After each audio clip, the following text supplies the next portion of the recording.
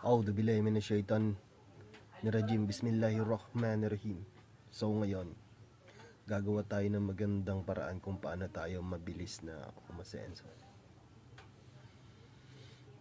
Ngayon, hindi na natin ituturing ang sarili natin ng isang makina. There would be, ako na mismo ang magiging makina at ako na ang gagawa ng makina.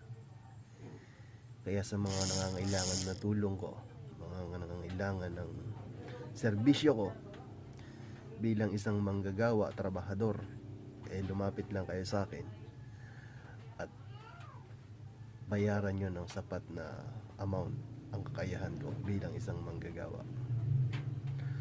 So alhamdulillah rabbil alamin, wassalatu wassalamu rasulullah wala alihi. Assalamualaikum warahmatullahi wabarakatuh.